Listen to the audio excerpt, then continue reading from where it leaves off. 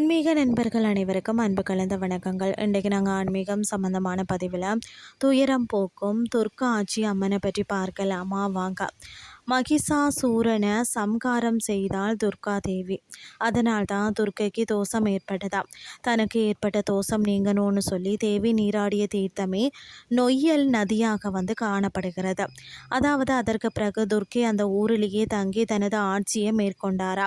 பராசக்தியானவர் செல்லாண்டி அம்மன் அப்படின்ற திருநாமத்துடன் நொய்யல் ஆற்றங்கரையின் மேல் திருக்கோயில் கொண்டு விளங்கி வருகிறாரா. அன்னை துர்க்கையாக அவதாரம் கொண்டதால் துர்காட்சி என்று இந்த ஊருக்கு பேர் வந்ததாகவும் சொல்றாங்க. துர்காட்சியில உள்ள கோயில்ல பாத்தீங்கன்னா செல்லாண்டி அம்மன் 2 இடங்கள்ல கோயில் கொண்டு அருளாட்சி புரிகிறாரா.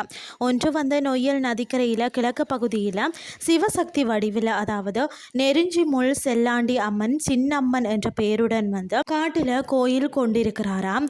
நொய்யல் நதிக்கரையின் மேற்கு பகுதியில செல்லாண்டி அம்மன் வடக்கு நோக்கியபடி 8 கரங்கள் கொண்ட துர்காட்சி காட்டம்பட்டி செல்லாண்டி அம்மன் என்ற பெயர்ல விளங்குகிறாரா. துஷ்டர்களை அழித்து நல்லவர்களை வாழ வைக்கக்கூடிய சிவதுர்க்கையின் அம்சமாக விளங்குகிறார். துர்காட்சி செல்லாண்டி அம்மன் கோயிலின் ஒரு தனி சிறப்பு, இங்கே முற்றிலும் சைவ பூஜை மட்டுமே மேற்கொள்ளப்படுகிறது. இன்றைய ஆன்மீகம் சார்ந்த பதிவு உங்களுக்கு பிரயோசனமாக அமைஞ்சிருக்கும்னு சொல்லி நானும் நம்புகிறேன்.